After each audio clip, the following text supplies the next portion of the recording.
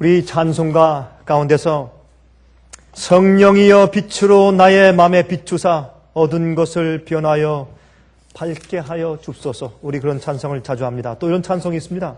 성령이여 임하사 신자 곁에 계시고 들에 유리할 때에 손을 잡고 갑소서. 모든 고난 사람들 기쁜 소식 들으니 성령 내 손 잡고서 집에 인도하리라. 우린 자주 성령에 대해서 찬송을 부릅니다. 우린 정말 성령을 우리 마음 가운데 간구하고 있습니다. 여러분, 성령께서 우리 마음 가운데 역사하시기를 간절히 소원하지 않는 사람은 그리스도인이 아닐 것입니다. 저는 자주 제 마음 가운데 그런 찬송을 몇 가립니다. 성령이여 임하사 신자 곁에 계시고, 그리고 참 우리가 부르는 그 찬송 가운데서 우리 잘 아는 불길 같은 성령님 우리 중에 오셔서, 그런 찬송이지 않습니까? 주의 영광 보도록 눈을 밝혀 줍소서. 주의 성령 임하사 우리 모든 소원을 만족하게 하옵소서. 우리 기다리오니 불로 그럼 뭡니까? 충만하게 하옵소서. 충만하게 하옵소서. 우리의 모든 죄의 소욕을 멸해 주시고 거룩한 소원을 불러일으켜 주시고 세상의 죄를 승리케 하시며 밖에서 오는 마귀의 모든 유혹을 승리케 하시고 내 속에서 죄의 본성이 내 속에서 끌어오르게 하는 죄의 충동을 이기게 해 주시옵소서. 내 영은 거룩하지 못하오니 하나님의 거룩한 영이시여 내 속에 오시옵소서. 그래서 세상 말고 하늘만 사모하며 살게 해 주시옵소서. 그런 성령을 사모하는 마음이 우리 마음 가운데 얼마나 간절합니까? 그런데 이 성령은 예수님께서 우리에게 약속하실 때 가장 기뻐하신 그런 문제입니다. 성령에 대해서 우리에게 말씀하실 때 예수님께서 가장 기쁘셨어요. 우리에게 주실 수 있는 선물 가운데 가장 큰 것이 성령 문제였습니다. 그래서 마귀는 이 성령에 대해서 그만 이 세상에 있는 신자들 마음 가운데 오해를 시켜놓는 것입니다.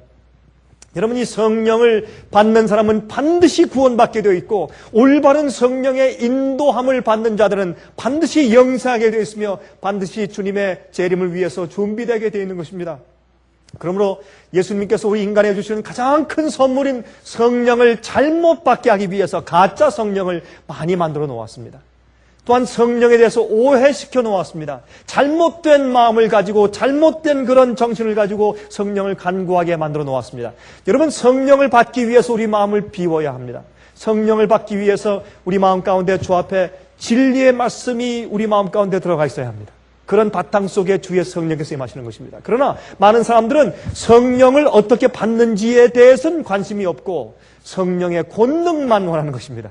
성령께서 우리를 어떻게 해주시고 성령께서 우리를 진리로 인도해 주시고 성령께서 우리를 어떻게 변화시켜 주실 것인가에 대해서는 별로 관심이 없고 성령께서 베푸시는 권능과 능력에 대해서 성령이 임하면 내가 힘을 얻고 큰 표적을 행하고 이적을 행하는 것에만 관심이 있는 것이 오늘날 많은 교회 교인들이 가지고 있는 잘못된 생각인 것 같습니다. 오늘은 제가 여러분들과 함께 오순절의 진정한 의미에 대해서 같이 좀 연구하려고 합니다. 여러분, 이 문제에 있어서 참 많은 분들이 곡해하고 있기 때문에 이 말씀은 굉장히 중요한 말씀입니다. 그래서 우리가 사도행전 2장에 나타나 있는 오순절 성령의 그 경험이 무엇이었으며 지금 우리가 성령을 받기를 고대하고 기도하는데 우리가 받아야 할 오순절의 경험은 어떤 경험을 말하는 것인지 우리가 그 핵심을 좀 같이 연구해 보도록 하겠습니다. 그래서 이번에 이 공부의 제목을 오순절의 진정한 의미라고 제가 좀 붙여보았습니다. 우리 시간이 없기 때문에 서로는 생각하고 우리 본론으로 들어가십니다. 우리 성경 말씀대로 믿어야 되겠죠? 그렇죠? 특별히 이제 화면을 통해서 이 말씀을 듣는 분들은 이제 이 얘기를 아주 귀담아서 잘 들어보시기를 바랍니다. 여러분께서 생각하지 못했던 그런 면들이 이 속에 있을 것이라고 제가 생각이 됩니다. 자, 우리 먼저 사도행전 2장 1절부터 8절까지 있는 말씀을 좀 읽어보도록 하십니다. 오순절 날이 이미 이름에 저희가 다 같이 한 곳에 모였더니 호련히 하늘로부터 급하고 강한 바람 같은 소리가 있어 저희 앉은 온 집에 가득하며. 여러분, 여기에 저희가 다 같이 한 곳에 모였는데 영어 성경 가운데는 한 마음과 한 뜻으로 한 곳에 모였더라 그렇게 말을 했습니다. 여러분, 성령께서 임하실 때 어떻게 해요? 성령께서 우리가 한 뜻과 한 마음과 같은 진리를 가지고 같은 성령을 간구하고 있어야 성령께서 임하시겠죠? 그러므로 여기에 같은 마음을 가지고 한 곳에 모였었다. 마음만 임한 것이 아니라 같은 마음을 가지고 같은 회개의 정신을 가지고 같은 성화의 경험을 가지고 같은 주님을 찾는 정신을 가지고 함께 모였었다고 성경은 말하는 것입니다. 여러분, 예수님께서 이 땅에 거니실 때 12 제자들이 얼마나 싸움을 많이 했습니까? 예수님께서 걸어가실 때 예수님 먼저 가시게 하고 자기들은 뒤에 뚝 떨어져서 걸어간 적이 많았습니다. 왜? 싸우려고. 여러분, 다투는 가운데는 주님과 가까이 갈 수가 없습니다. 그래서 주님과 같이 걸어가면서 다툴 수 없으니까 주님 먼저 좀 가십시오 해서 뒤에 있으면서 자꾸 다퉜습니다.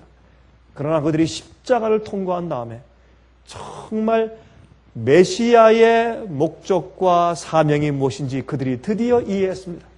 성경을 읽고서도 그들은 이해하지 못한 것을 예수님의 생애에 33년 반 동안 생애하셨지만 3년 동안 주님과 동행하면서도 그들이 몰랐습니다. 나중에 주님의 십자가를 통해서 하나님께서 우리 인간을 구원하기 위해서 무슨 일을 하시며 우리가 가져야 할 우리의 품성이 무엇인지를 십자가를 통해서 이해한 그들은 정말 굴복하게 되었습니다. 여러분, 베드로는 정말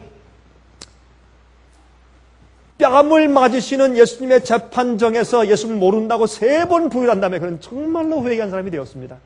그래서 그들이 진정한 십자가의 의미를 깨닫고 진정으로 굴복하고 진정으로 회개하고 죄를 고백한 다음에 그들은 한 사람들이 되었습니다. 한 사람들로 한 마음을 가지고 연합한 다음에 한 곳에 모였습니다. 서로의 죄를 고하고 서로 잘못했다고 하고 서로 높아지려는 마음들이 다 없어진 다음에 회개한 심정으로 하나가 되어서 한 곳에 모였다고 했습니다. 그때 호련히 하늘로부터 급하고 강한 바람 같은 소리가 있어 저희 안전 온 집에 가득하며 불의 혀같이 갈라지는 것이 저에게 보여 각 사람 위에 임하여 있더니 이랬습니다. 그 당시 하나님께서 어떻게 성령의 역사로 그들에게 임하시는가 하는 특징을 상징으로 보여주신 것이 불의 혀 같은 모양으로 임한 것이죠. 불의 혀같이 갈라지는 그런 모양이 불이 그들 머리 위에 내려온 것입니다. 그것은 상징이었습니다. 그런데 성령은 그 이전에도 그들 마음 가운데 계속해서 역사했죠. 그들에게 회개케 하고 깨닫게 하고 마음 가운데 감동을 받게 하고 이런 모든 성령의 역사 있어 왔지만은 그러나 한 모인 무리와 교회에게 주님께서 복음을 전하게 하시기 위해서 성령께서 특별히 임했습니다. 이것을 교회적인 입장에서 이른비 성령이었다. 다시 말해서 싹을 튀게 하기 위해서, 새싹이 나게 하기 위해서, 그 싹이 또 자라게 하기 위해서 내리는 이른비의 강력한 능력이 이때에 임한 것을 이제 오순절 성령의 경험이라고 우리가 말합니다. 저희가 다 성령의 충만함을 받고 성령이 말하게 하심을 따라 무슨 방언으로? 다른 방언으로 말하기를 시작하니라. 다시 말해서 왜 다른 방언입니까? 그들이 지금까지 말하던 언어 말고 또 다른 언어로 말했다고 해서 다른 방언이라고 말하는 것입니다. 5절에 가서 말했습니다. 5절에 가서 그때 경건한 유대인이 천하 각국으로부터 와서 예루살렘에 우거하더니 이 소리가 나매 큰 무리가 모여 각각 자기의 방언으로 제자들의 말하는 것을 듣고 소동하여 그렇죠? 다 놀라 기이하게 이르되 보라 이 말하는 사람이 다 갈릴리 사람이 아니냐 그랬습니다. 여러분, 제가 오늘 저녁에 이 교회에 오기 전에 제가 여기 계시는 한 집사님과 함께 특별히 이 질문을 하셨기 때문에 지금 좀 대화를 나누지 않습니까? 예. 그런데 우연히도 오늘 제가 말씀드릴 질문을 제가 먼저 좀 해서 제가 먼저 설명을 좀 드렸습니다만은 여러분, 그러나 이 문제 상당히 우리에게 중요한 것이기 때문에 제가 오늘 저녁에 이 방언 문제를 다루는 것은 아니지만 오순절날에 성령이 임하실 때 정말 그들에게 어떤 일이 있었느냐, 여러분, 이것을 우리가 올바로 이해해야 우리가 오순절 성령 같은 늦은미 성령을 받지 않겠습니까? 성령의 마지막에 여러분, 이 복음에 처음 예수께서 뿌리고 가신 복음의 씨앗이 싹트기 위해서 이른비에 강력한 성령이 있었거늘 나중에 이 복음이 다 자라서 마지막에 알곡을 추수할 때 내리는 늦은비의 큰 성령은 그 능력이 더 어떠하겠습니까? 훨씬 더 강력한 능력이 교회에게 임하지 않겠습니까? 그래서 우리가 올바른 성령의 경험을 하기 위해서 오순절날 성령의 경험이 과연 무엇이었는지를 그 진정한 의미를 이해하는 것이 우리에게 중요한 것입니다. 우리가 우리 각 사람의 난 곳 방언으로 듣게 되는 것이 어찌미뇨? 그랬어요. 그러나 이것은 분명히 이때 있었던 방언의 경험은 자기도 알지 못하는 어떤 말로 말하는 것이 아니라 다른 사람이 알아들을 수 있게 복음을, 내가 전하는 진리의 복음을 그 사람의 언어로 알아듣게 하기 위해서 하는 기적이 임한 것이, 외국을 하도록 임한 것이 방언의 능력인 것을 우리가 이해하는 것입니다. 여러분, 이 당시에 각국에서 20여 개 나라에서 모여왔기 때문에 갑자기 그 나라 사람들의 언어를 금방 배워서 말할 수 없으니까 주님께서 그 나라 말을 할 수 있는 그런 기적이 갑자기 그 입에 터져버리게 된 것입니다. 이것이 방언의 능력인 것을 알 수 있습니다. 그래서 이제 불의 혀 같은 모양이 거기에 모여있는 제자들의 머리 위에 임했고, 그 다락방에 그들이 한 마음으로, 한 뜻으로, 한 정신으로, 한 진리로 모였을 때 주님께서 거기서 축복했습니다. 같은 장소에 모인 것만 중요한 것이 아니라 한 마음으로 그들이 모였습니다. 그리고 베드로가 설교할 때 모든 사람들이 자기들이 이 디아스포라, 다시 말해서 외국으로 다 이민 가서 세상에 뿔뿔이 흩어져 살고 있던 유대인들이 거기서 자식을 낳고 2대, 3대, 4대 자식을 낳아서 그 2세, 3세들은 거기에서 나와서 그 나라 방언밖에 모르는 사람들이 유월절 지키기 위해서 왔기 때문에 사실은 히브리 방언으로 설명해야 이해할 수 없었습니다. 그때 하나님께서 그들이 이 복음을 듣고 자기 있던 곳으로 흩어져서 자기가 듣고 깨달은 복음을 전하게 해서 삽시간에 온 세상에 흩어져 있던 유대인들을 통해서 세상에 복음을 전하기 위해서 이 기적을 행하신 것이 방언의 역사가 일어나는 것을 우리가 알 수가 있는 것입니다. 여러분, 하늘엔 말이죠, 선한 천사들과 악한 천사들이 있었습니다.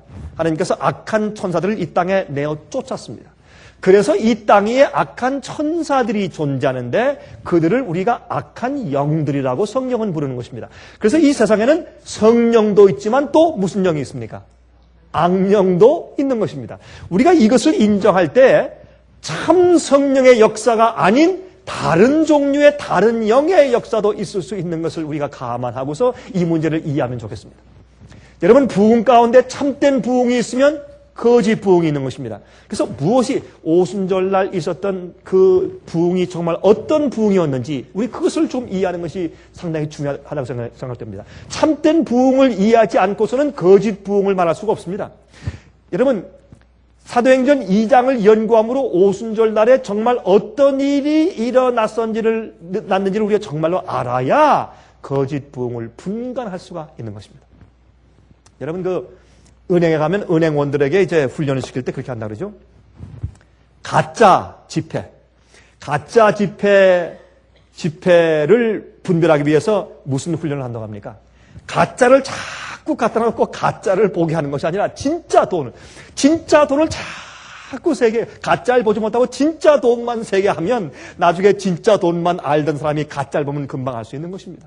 그럼 우리가 정말 오순절날 성령이 내릴 때 어떤 일이 있었는지를 우리가 분명히 이해하면 가짜 성령을 식별하는 데 큰 도움이 될 것이라 그 말입니다.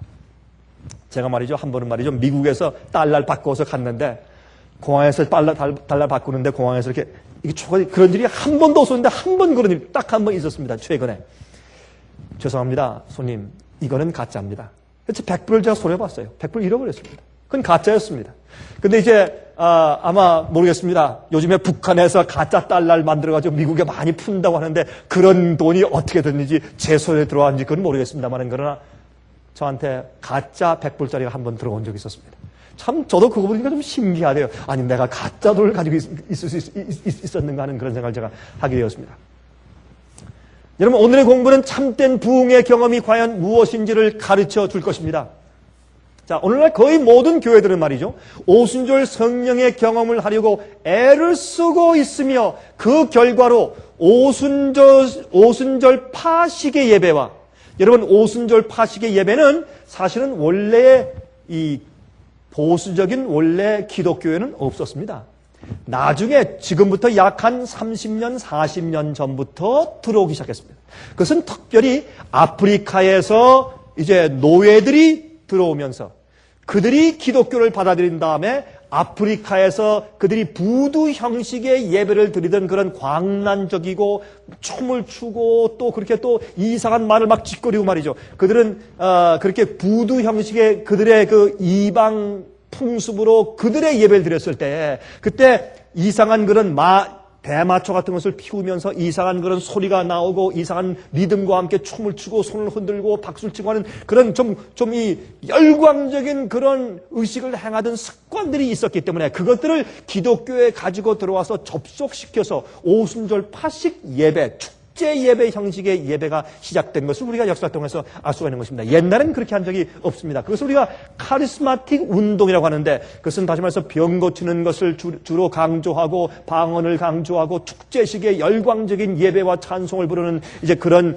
식의 예배 운동을 카리스마틱 운동이라고 우리가 그렇게 일반적으로 부르고 있습니다. 그런 운동들이 거의 모든 교회들을 휩쓸고 있습니다. 처음에는 오순절 파식의 교회에서 그렇게 하다가 그것이 나중에 침례교회로, 감리교회로, 장로교회로 이렇게 해서 여러 기독 개신교회도 다 퍼지게 되어서 요즘엔 어느 교파 할 것 없이 다 그런 식으로 예배 드려야지 아주 굉장히 열광적이고 아주 또 생동감이 있는 예배를 드리는 것처럼 사람들이 생각하게 된 것을 우리가 보게 됩니다. 자, 그런 말이죠. 우리가 오순절 날에 어떤 일이 일어났었는가 하는 것을 좀 이해해 보십시다. 그날에 일어났던 일들 중에서 가장 중요한 일은 무엇입니까? 여러분, 오순절 날 어떤 일이 일어났을까요? 그 중에 어떤 것이 가장 중요한 것이었을까요? 또 오순절이라는 단어를 생각할 때 제일 먼저 여러분 머리 가운데 떠오르는 생각은 무엇입니까? 우리가 이런 식으로 한번 풀어나가면 좀 이해가 좀 되겠습니다. 좀 보십시다. 일반적인 이해들이 이렇습니다. 오순절 이러면 사람들이 이렇게 생각해요. 기도하는 제자들에게 성령이 임했다. 이것이 제일 먼저 우리 마음가운데 떠오르는 얘기입니다. 또 무엇이 떠오릅니까? 그들은 갑자기 방언을 하기 시작했다. 또 베드로의 설교에 하루에 3,000명이 회개했다. 또요. 제자들은 담대하게 복음을 전하기 시작했다. 이런 이해들이 금방 우리의 머리에 떠오르죠. 오순절 경험 그렇게 하면 우리가 생각하면 그렇죠. 예, 우리 계속해서 보십시다. 그러면 우리가 알아야 될 것들이 있습니다. 무엇이 그들을 진정한 부흥운동으로 인도했는가 하는 것입니다.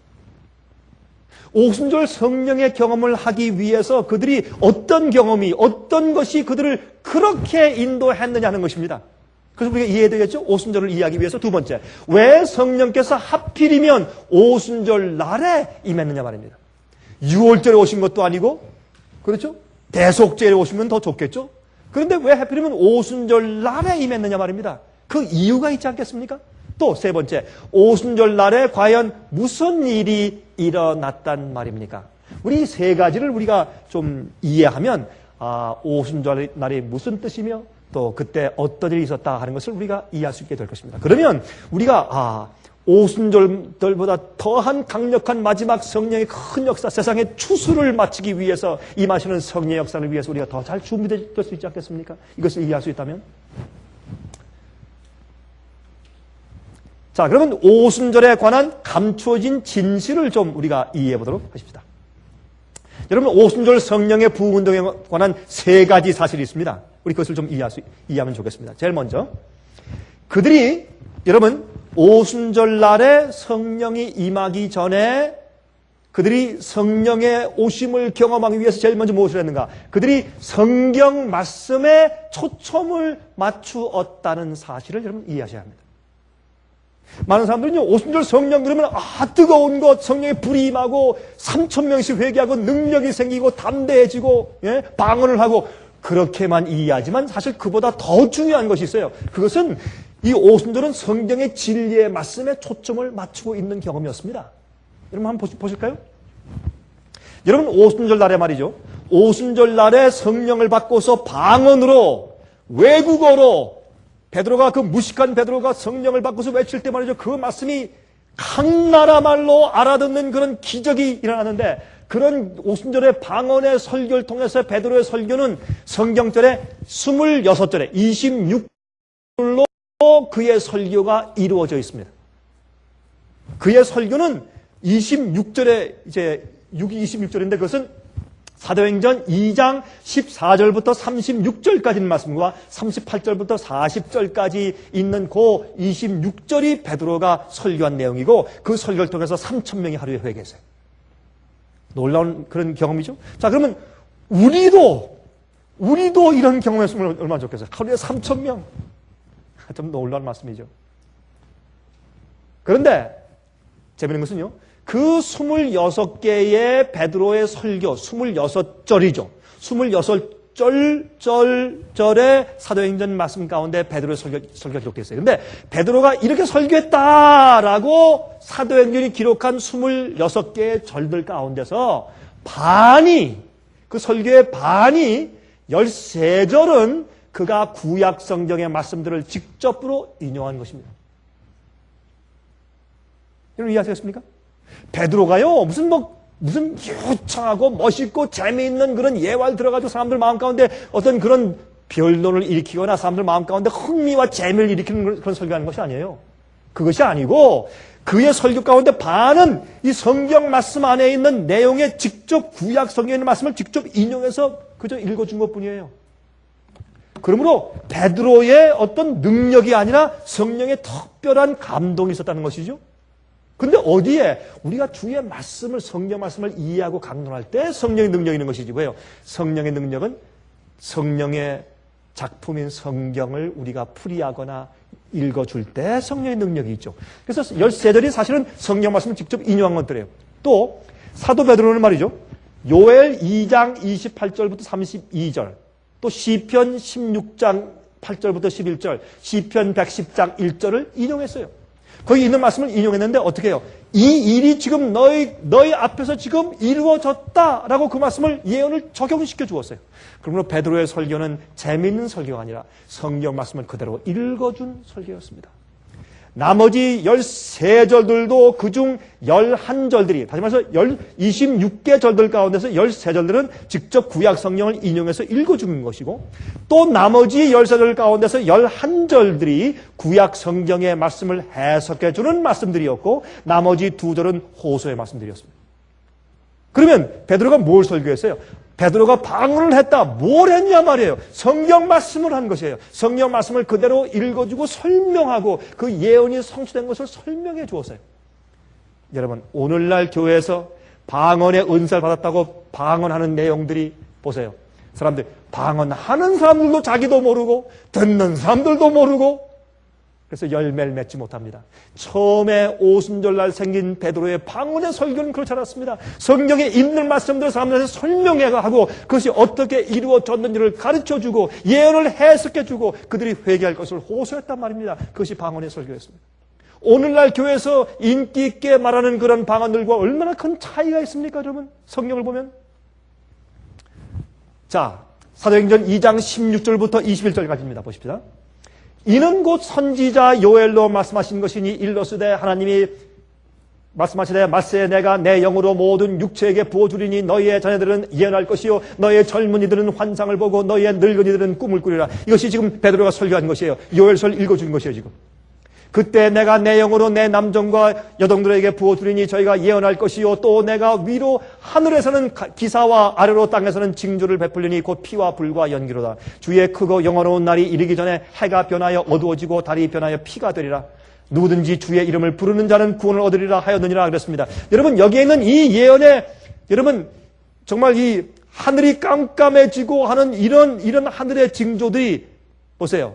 해가 변하여 어두워지고 달이 변화에 피가 되고 이런 것들에 대한 예언이 부분적으로 언제 이루어졌습니까?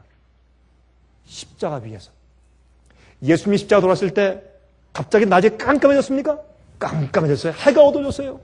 사람들이 깜짝 놀랐습니다. 그러므로 여러분 이런 일이 생기면서 내가 요엘 선지자가 말하기를 하나님께서 내가 너에게 내 영을 성령을 특별히 부어줄 것이라 라고 한 그 예언이 지금 우리에게 임했다 성취되었다라고 해석해 준 것이에요.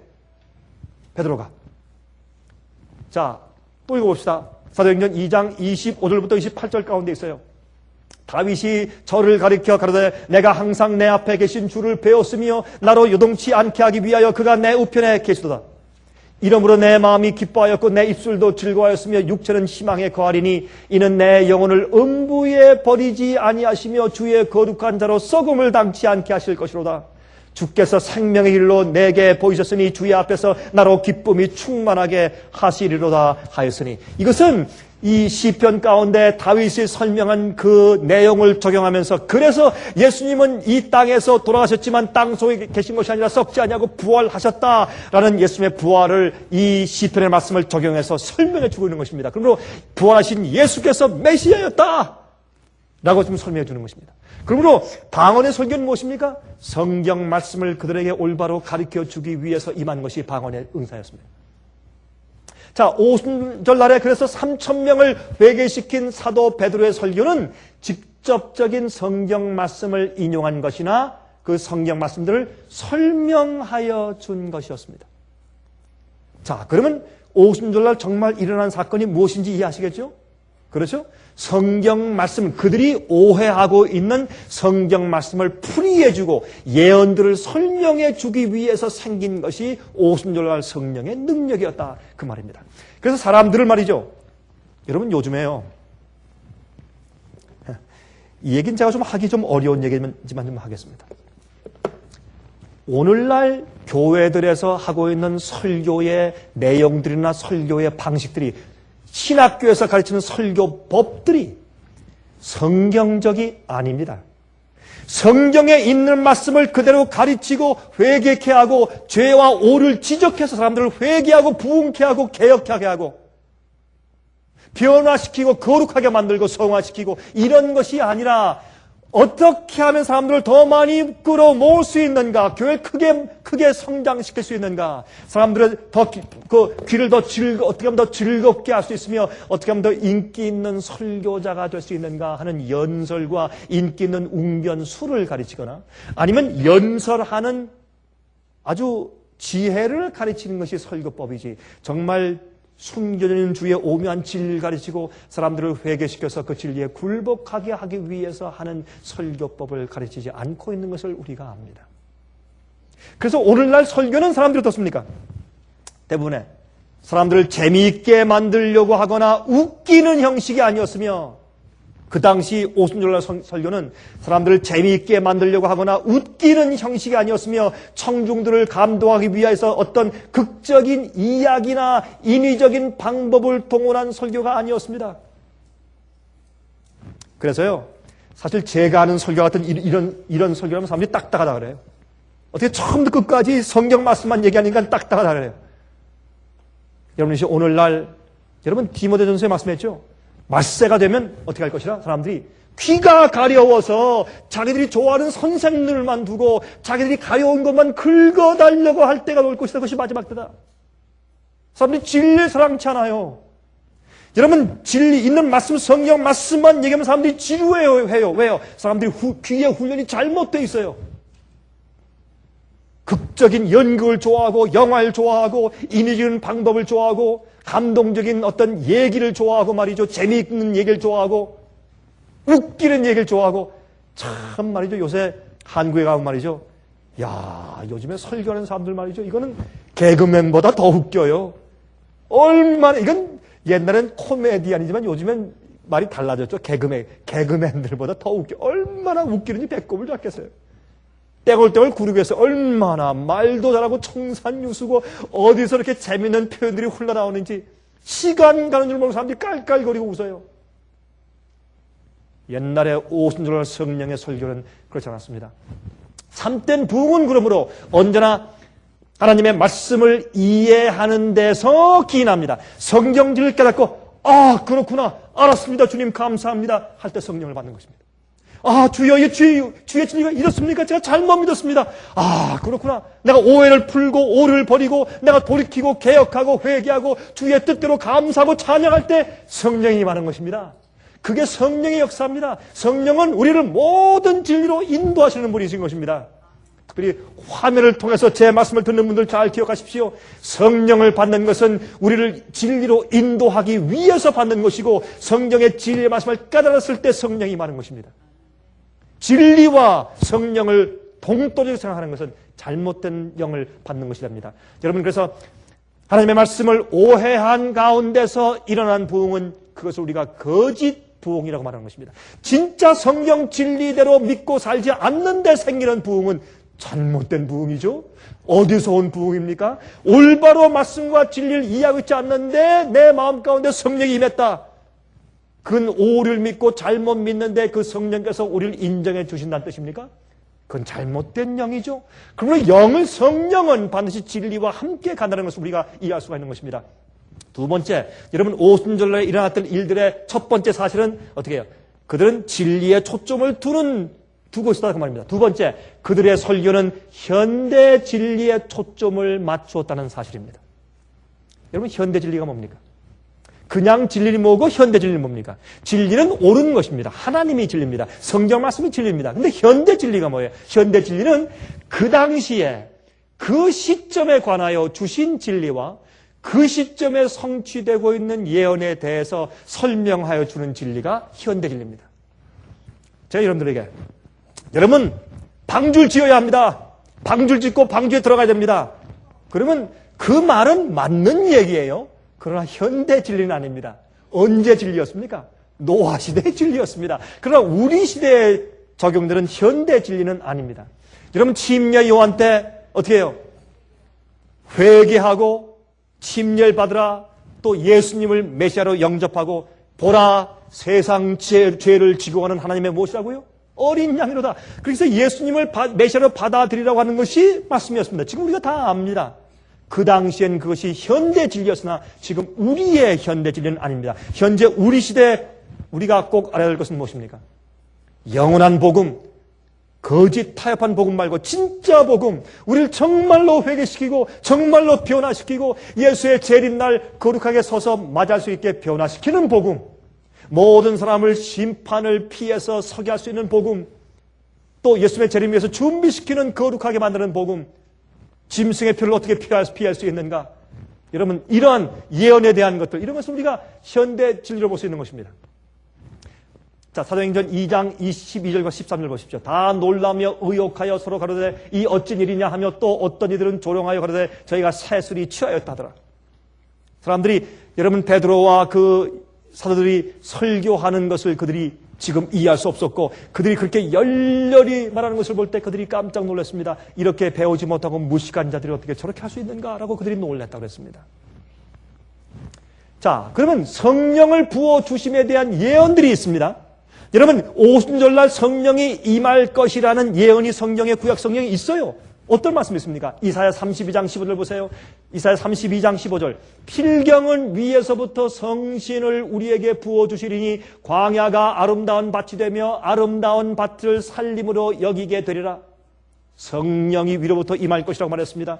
참으로 사막같이 된 그런 메마른 교회가 아름다운 밭이 될 것을 설명했습니다. 이사야 44장 3절에 말씀하기를 대저 내가 가란 자에게 물을 주며 마른 땅에 시내가 흐르게 하며 나의 신을 내 자손에게 나의 복을 내 후손에게 내릴 것이라. 성령을 특별히 내릴 것에 대해서 예언해 두었어요.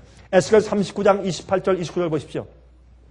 전에는 내가 그들로 사로잡혀 열국에 이르게 하였거니와 후에는 내가 그들을 모아 고토로 돌아오게 하고, 다시 말해서 유대 나라가 어떻게 해요? 그들이 범죄하고 타락하고 배도함으로 하나님께서 할 수 없이 바벨론 느부갓네살 왕이 쳐들어와서 예루살렘 성과 성들이 다 멸망당한 다음에 그들이 포로로 잡혀서 바벨론으로 끌려가는 일이 있었죠.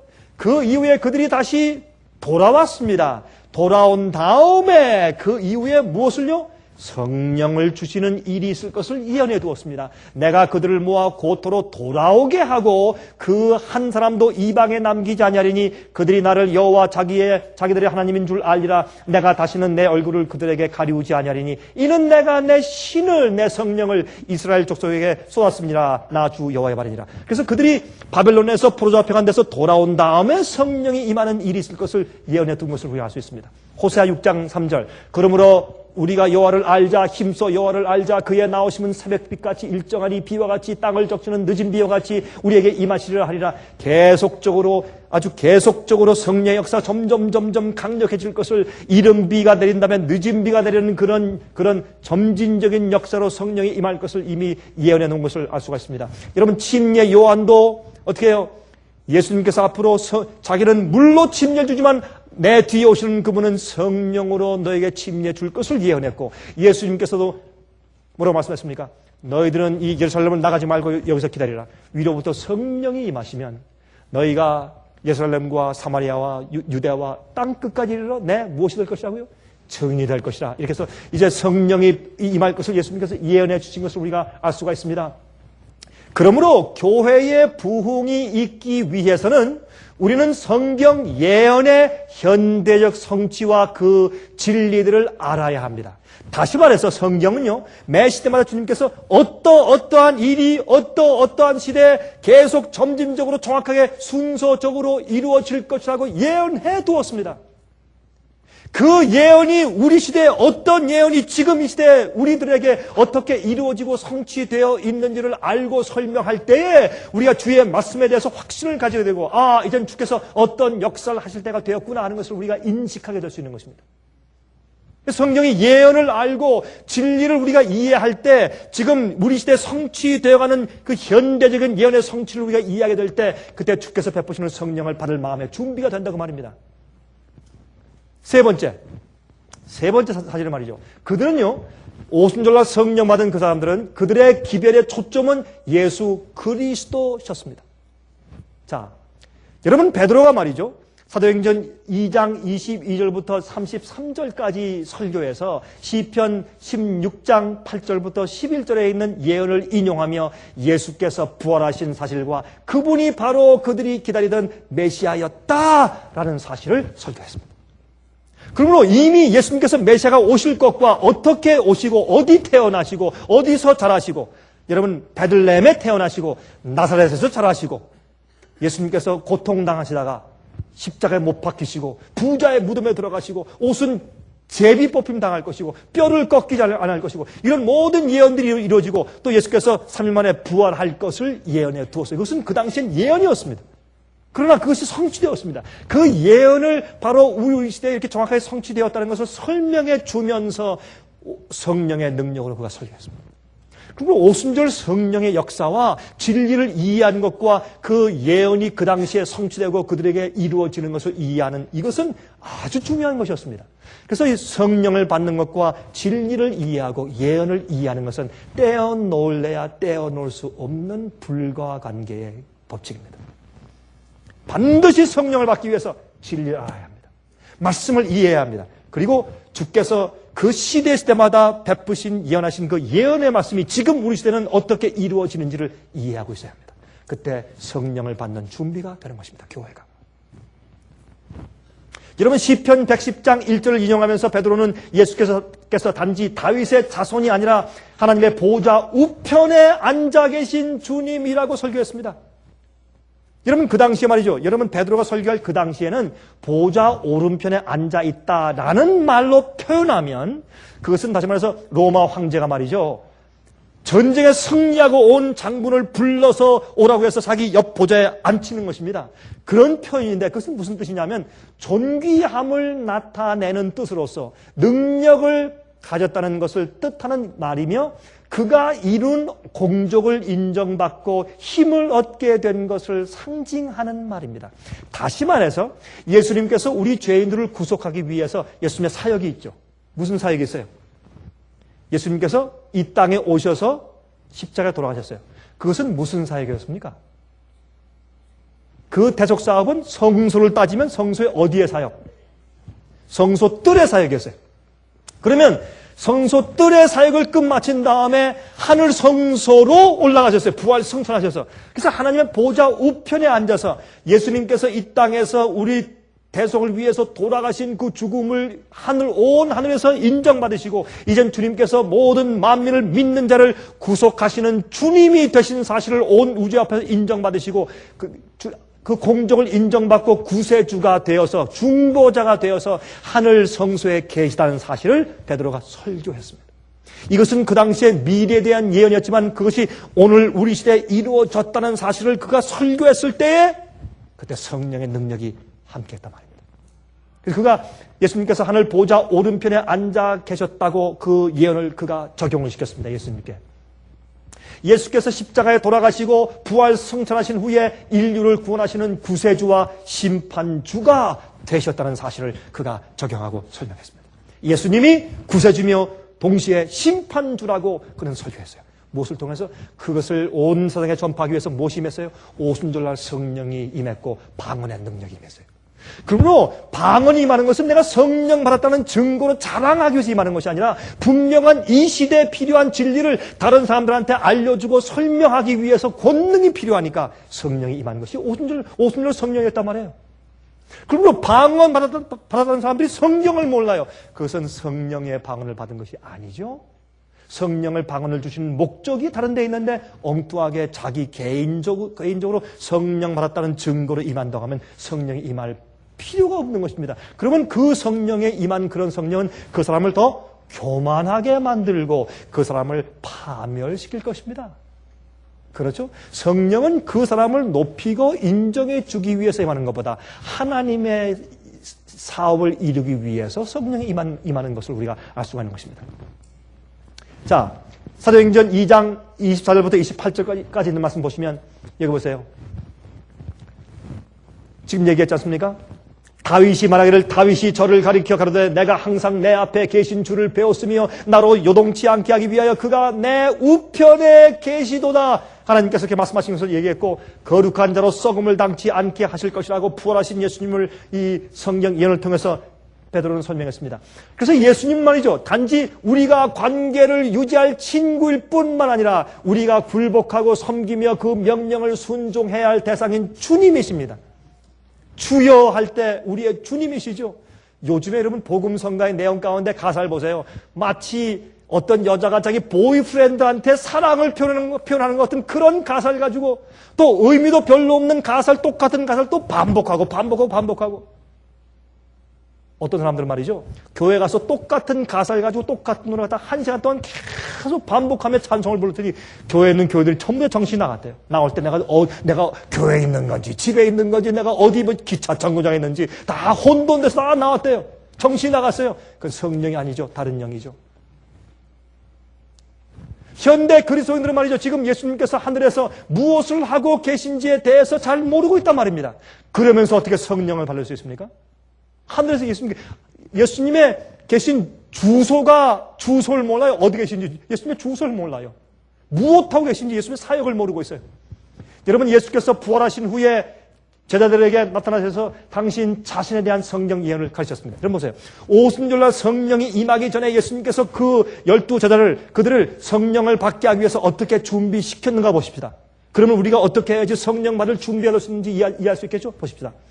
누가복음 24장 44절 45절 또 이르시되 내가 너희와 함께 있을 때 너에게 말한 바 곧 모세의 율법과 여러분 모세의 율법이 뭐예요? 모세 오경 아니에요? 그게 뭐예요?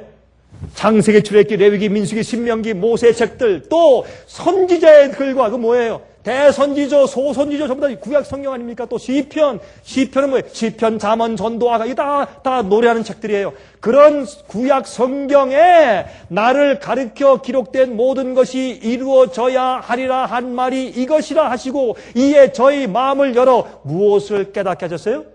무엇을? 성경을 깨닫게 하시고 예수님께서 그들에게 오순절날 성령을 받게 하기 위해서 그들을 준비시킬 때 무엇을 준비시켰어요? 너희 어떻게 마음을 비우는 것을 배워라. 어떻게 기도하는 것을 배워라. 금식 기도해라. 기도원 가라. 그렇게 했어요? 예? 그 말고 어떻게 성경을 펴서 깨닫게 진리를 가르쳐 주셨어요. 그래야 그들이 성령을 받기 때문에 사람들이 이것을 오해하고 있어요. 오순절날 정말 어떤 일이 이루어졌는지를 알면 정말 성령을 받는 것이 무엇이었으며 우리가 어떻게 성령을 받을 수 있는지를 우리가 이해할 수 있게 되는 것입니다. 여러분 예수께서는 말이죠. 성경에 300개 이상이나 되는 예언들을 예수께서 당신 생애 가운데 성취시켰어요. 성경 가운데 어떤 부분이 예수님의 구속의 사역에 대하여 가장 자세하게 예언해 주고 있습니까? 여러분 성경에는 어떤 부분이요? 구약 성경의 어떤 부분이 예수님의 구속의 사역에 대해서 가장 자세하게 설명해 주고 있는 예언입니까? 뭐예요?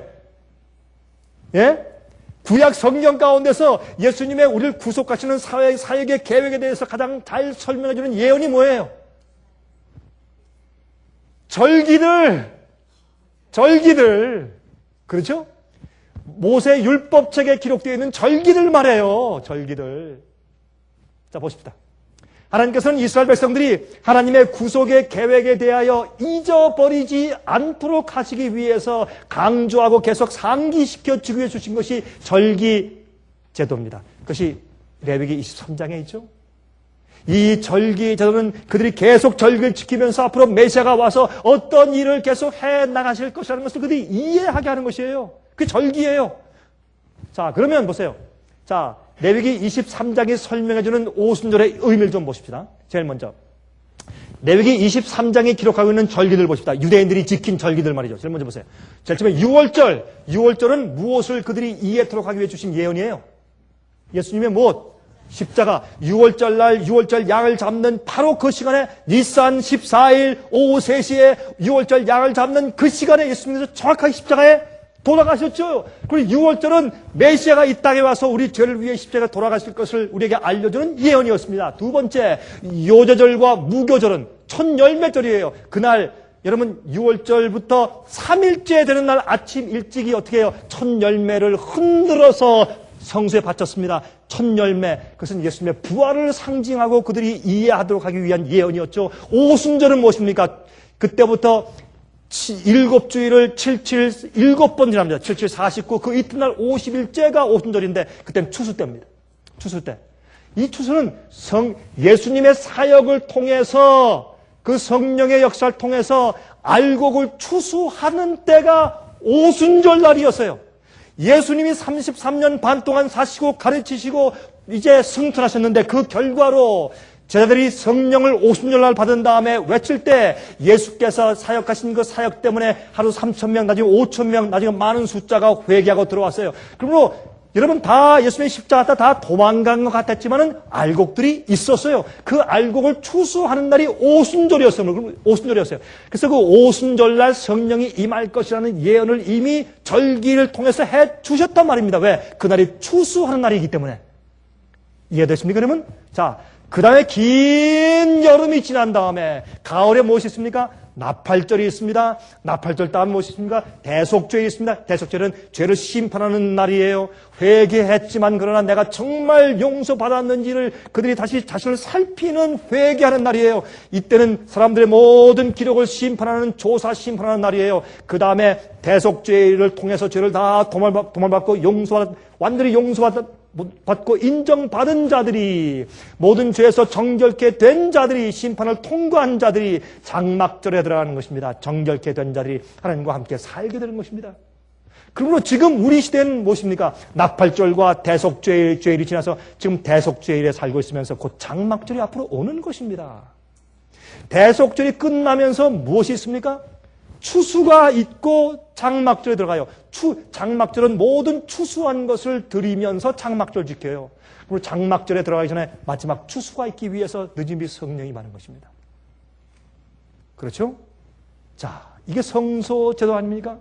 성소제도를 통해서 또한 절기를 통해서 주님께서 우리를 구원하기 위해서, 인류를 구원하기 위해서 어떤 절차로 사역을 하신다는 것을 설명해 주신 것입니다. 오순절날 그래서 어떻게 해요? 출애굽할 때 문설주에 피를 발랐습니다.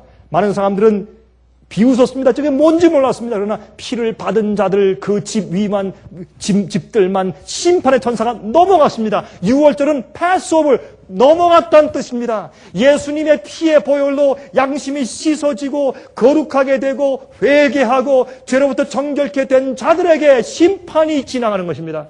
그래서 정말 죄를 버리고 죄를 도말한 경험, 그래서 여러분 모든 기록책을 조사해 봐도 그들은 정말 죄를 지었지만 회개한 것이 드러나고 죄를 버린 것이 드러나고 죄를 승리한 것이 드러날 때 주님께서 온 하늘이 그 사람은 정말 피로 인해서 정결케 받은 자라고 인정되는 것입니다. 그런 심판을 바로 이 피를 뿌린 자들이 뿌린 자들에게 심판이 지나가는 것입니다. 여러분, 예수를 인정하는 것이 아니라 예수님을 구세주로 받아들이고 주님으로 받아들여서 양심 속의 죄를 회개하고 씻고 죄를 버리는 경험을 한 다음에 예수께서 마음 가운데 사시는 경험, 성령께서 마음 가운데 거룩하게 하시는 경험, 그런 예수의 피를 마음에 뿌린 6월절의 경험을 한 자가 성령을 받게 되는 것을 우리가 알 수 있는 것입니다.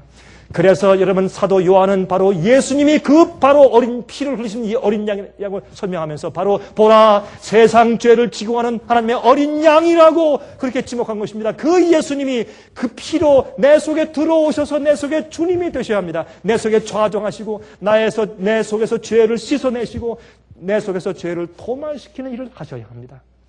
주님은 세상을 위해 돌아가신 분보다는 나를 위해 돌아가신 구세주가 되고 내가 매일 굴복해서 주님의 명령을 따라 섬겨야 할 나의 주님으로 내 마음 가운데 좌정해 계셔야 되는 것입니다.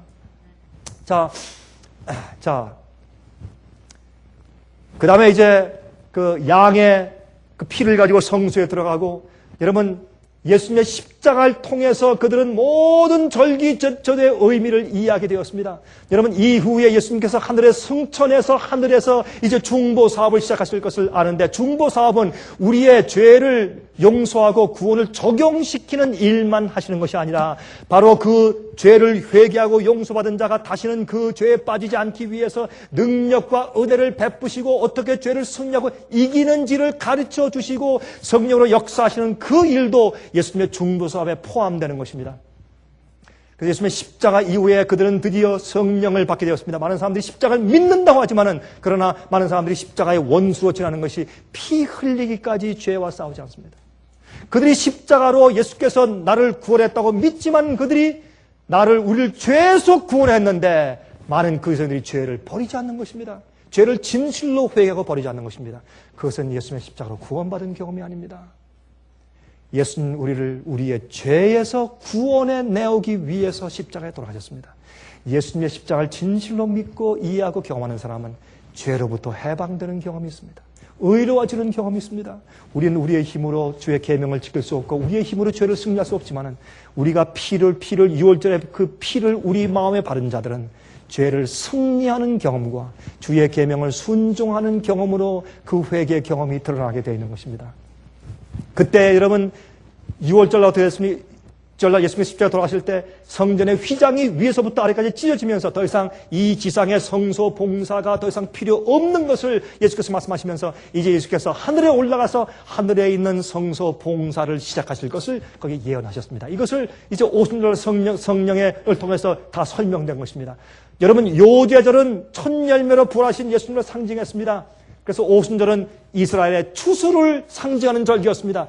6월절은 예수님의 십자가, 요제절은 예수님의 부활, 오순절은 예수님의 사역을 통해서 구원받은 알곡을 추수하는 때 그 알곡들에게 성령이 임한 것입니다. 여러분, 지금 그러므로 이 가을의 절기들이 성취되고 있어야 합니다. 성령 진리와 예언을 알아야 합니다. 적당한 시기마다 내리시는 하나님의 성령의 역사를 이해해야 합니다. 그래서 우리가 자주 성경 예언을 설명하는 것입니다.